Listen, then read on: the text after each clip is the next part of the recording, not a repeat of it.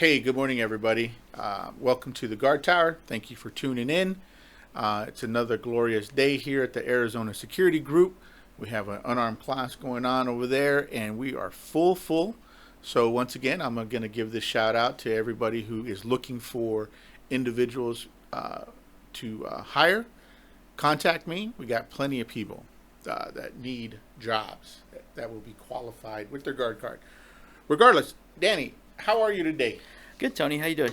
Man, I'm always good, brother. I tell everybody, I'm so blessed in my life. Like, man,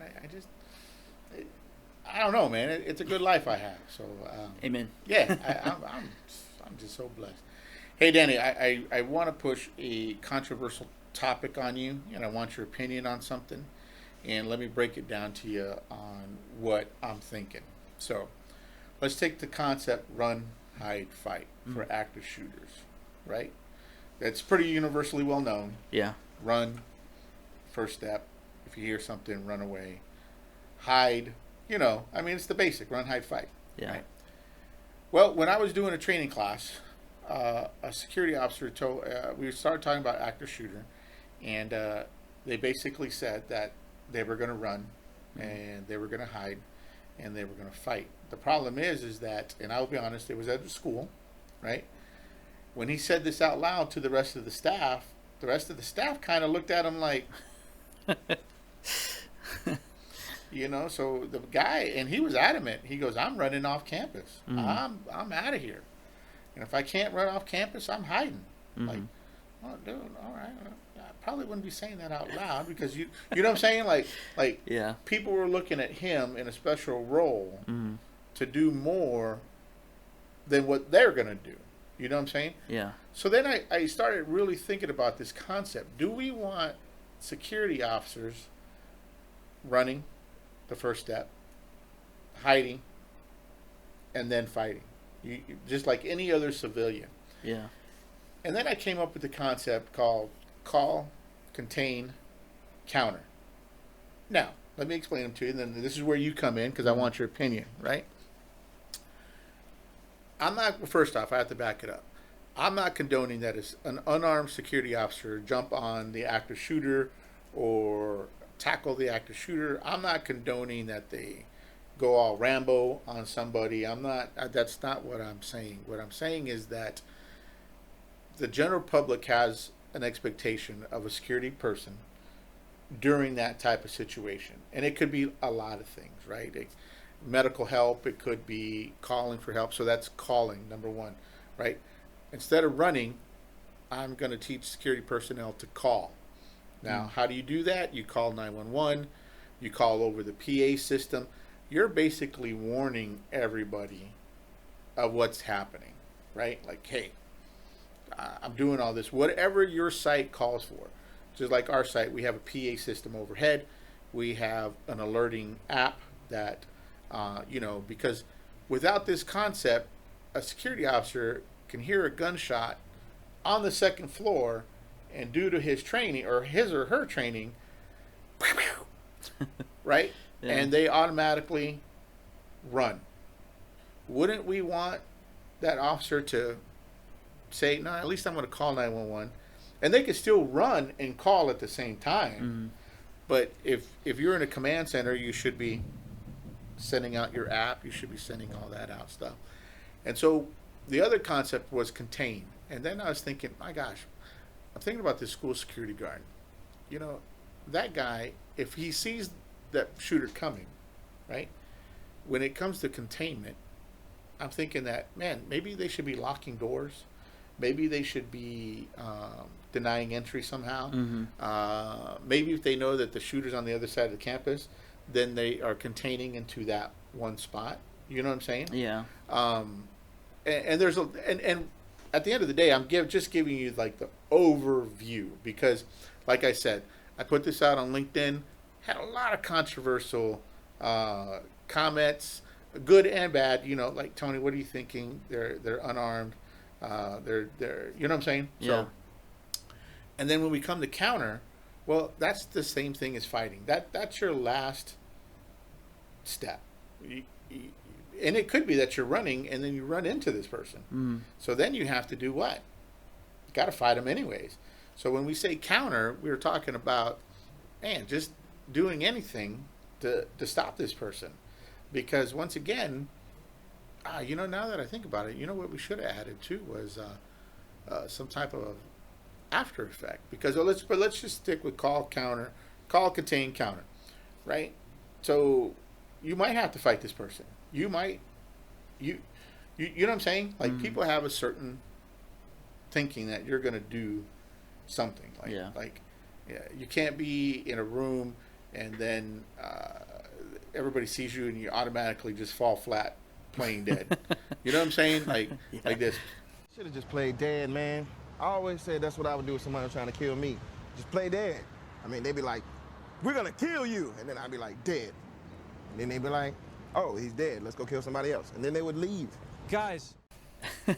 Right? People want you to do something. Even at my age, at my job, people would expect me to get up and I probably would, depending on, a lot of factors, Do I think I could take this person? I don't know at my age, but so that's the concept. Call, contain, counter. For security personnel, not civilians, because civilians can still be taught run, hide, fight. Give me your thoughts. Nitpick my program. Well, the first of all, I guess the calling thing makes complete sense, because the first thing that you want to do is inform everybody who can respond. You want to inform them what's happening, right? So if you know that there's an emergency going on, hopefully you have a radio. Hopefully you can contact on the radio, and then if you're the one who's immediately responding to it, then either if you're calling 911 or the person that you're contacting calls, like if I was at work, I could switch over to the correct channel and actually just let dispatch know what's going on. But if I was at my old security job, my radio time would be to SOC or the security operations guys, right? And they just sit around. That's all they do is just sit around, communications, cameras. That's all they're doing. And so it would be like, boop, this is what's going on. Call, get police down here, get fire, and then they would be calling. And so you can keep doing what you're doing, and they can make sure that the authorities get there. Now, as far as like the follow-up steps, first of all, it sounds much better than run, hide, fight for uniformed personnel. Yeah, it sounds much better.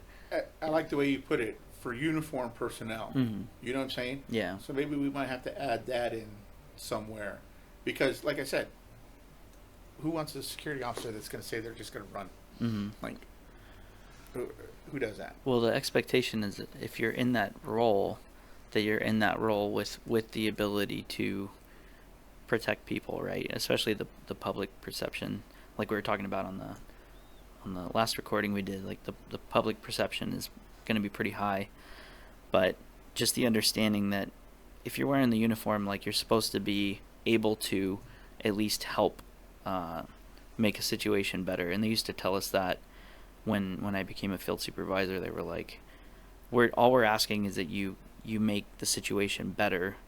They're like, we're not saying that you have to run around trying to fight everybody. They're like, but if you can, take these people to safety, or if you can barricade this door, if you can, you're improving the odds of the people involved to get to safety, and that doesn't mean you're John Wicking your way through the building, right? But are you talking Juan Wick? Juan Wick. Juan Wick? I will Juan Wick my way. Well, the funny thing to the is, bad guy. This is your first time listening to this or hearing I had the same. It just sounds way more better. It sounds better. Yeah. Run, hide, fight. It's just like, yeah, because there's different things. There's different steps that, at least there's a different focus, right? We're still doing the safe thing. Yeah. But our focus is still within the demand of being a security officer. The expectation are being met, hopefully. Yeah. Yeah, because I had one individual talk to me and say, well, nobody expects a security officer to do that. I beg to differ. I think that. Then I had another buddy, like, man, gosh, he was really arguing with me about the counter portion.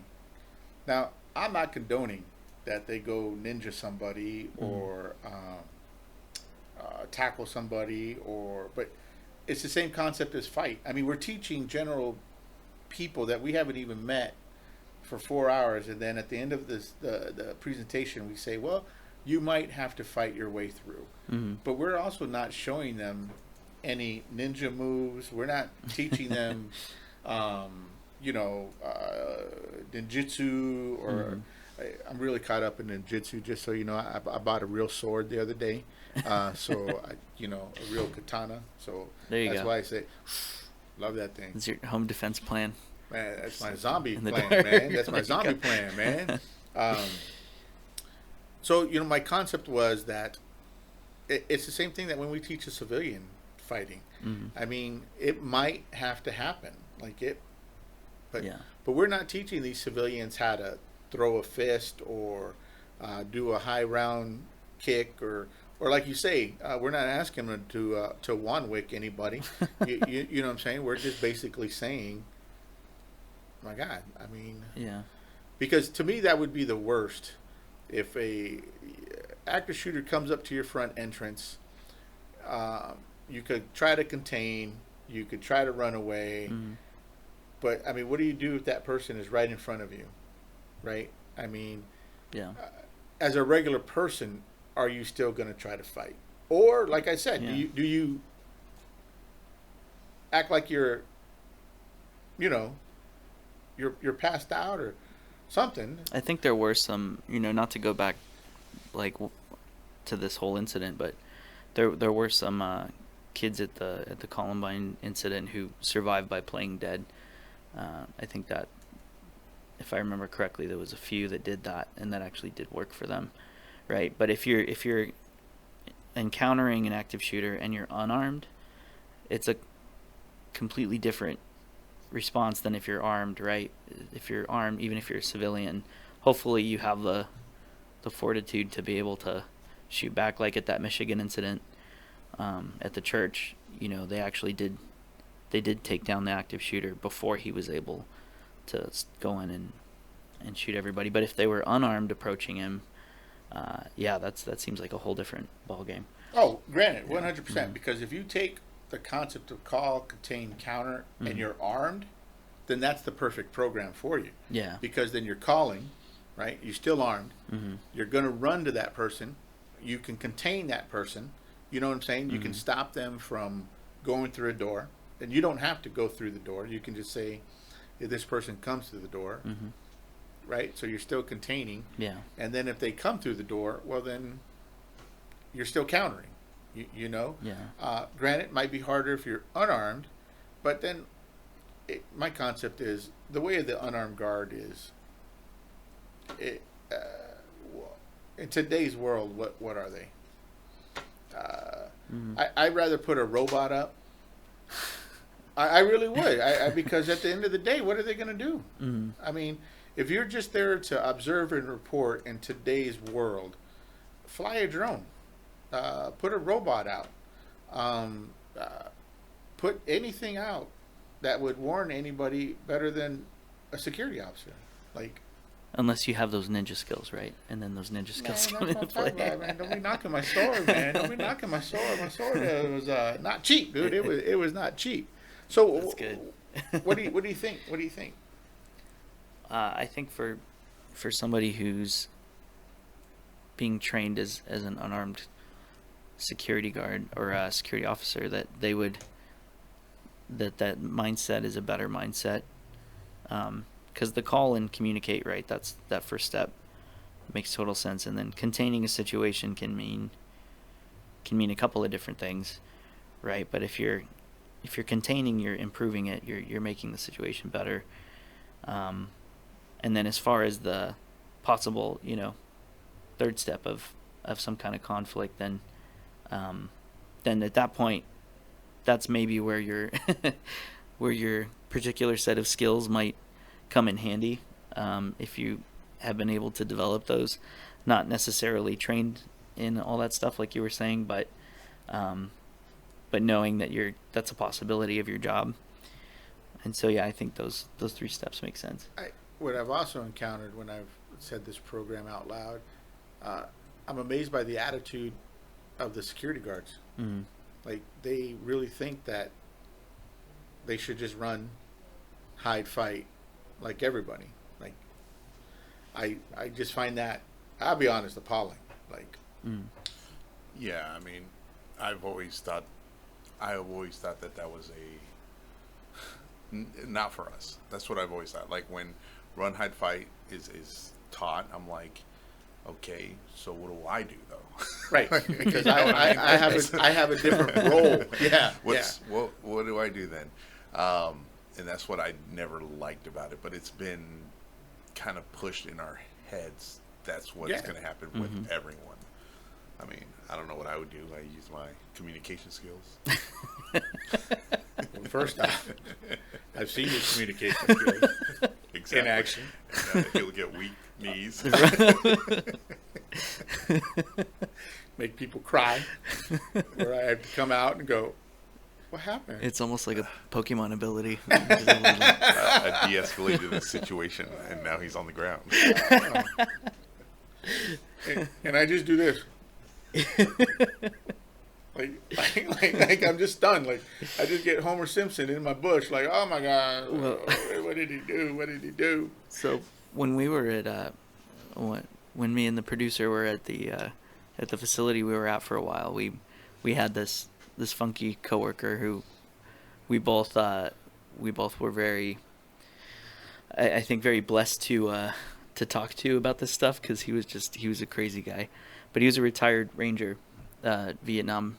He was a retired Vietnam Ranger, and he would show us pictures sometimes and stuff of him there, with their towers of beer cans and stuff at the fire base that he worked at, and we're unarmed, and we call him Old Man River now. That's not his real name, but he said that he's like, what would happen? He was always smoking, right?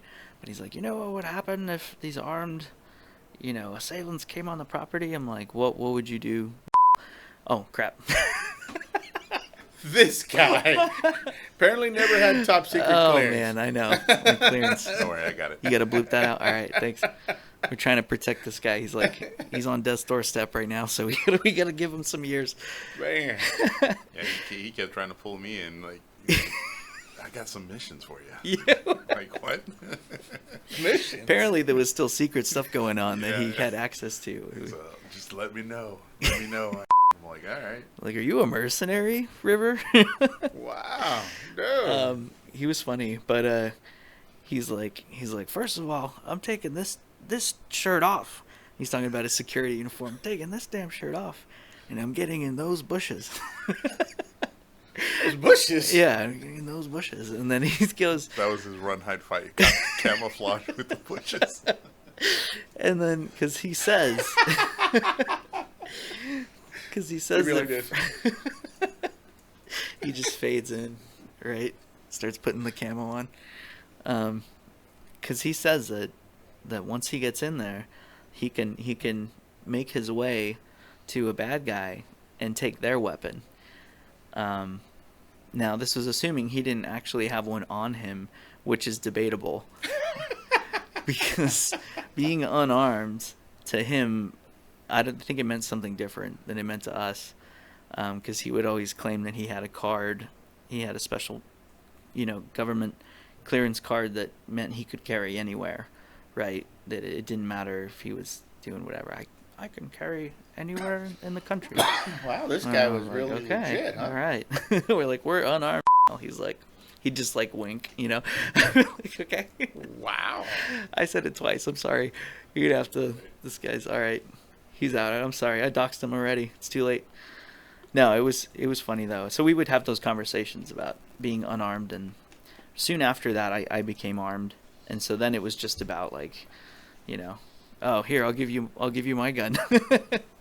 No, I'm kidding. I'm joking. I wouldn't do that. I'm not. But he was funny. Yeah. I'd be like, nah, I gotta run up those stairs. Nah, we're good. I'm gonna stay down here. Here, take this. Yeah, no. He had some stories. Yeah, he was funny. So overall, what do you think? Yeah, I like it. I think there's. like like I said, I think there's two main issues that we're going to face. Because first off, I have to say this: new concepts are always super controversial because they go against the grain of the industry. You know what I'm saying? You're going to have a lot of naysayers. You're going to have a lot of people who say this isn't right. This isn't, too many expectations for an 18-hour guard. You know what I'm saying? And I'm just going to say no, because if you go tell your client the first thing the security guard is going to do during an active shooter is run away, what do you think the client's going to say? Yeah. Buy a poster. We have posters. I'm telling you, it's a whole program. Yeah. I'm on board. I like the posters. Posters are good. The problem is, like I say, there's two main attitudes that I think I'm going to face. I'm going to face the attitudes of the security companies who say, well, my people are just unarmed. No, they should have a certain level of responsibility during certain situations, right? I mean, why would you expect a security officer to clean up a spill, right? Yeah. For your client, but you wouldn't expect them to call during a active shooter. It's absolutely insane. It's crazy. The other attitude I think I'm going to run into is the attitude of the security officer. I get paid $18, $19 an hour. Why am I going to put my life in jeopardy? Then I'm going to counter back with, maybe this isn't the right field for you. I mean, because you are stepping into the role of a first responder. Anytime that you put on a uniform, you're stepping onto the role of a unified or a universal first responder. So I think those are the two biggest things that I'm going to run into. But I can tell you already, I've already gotten calls from some departments and another company that says, man, I want to learn more because I want to train my officers on this. And I say, good. I mean, that's... Yeah, that is good. I think it defines the contract security officer a lot better than it would in-house. I mean, just to say, hey, my security officers will do this. Sure. Right, versus other contract security companies. So, I mean, I think it's something that's some agencies should actually consider.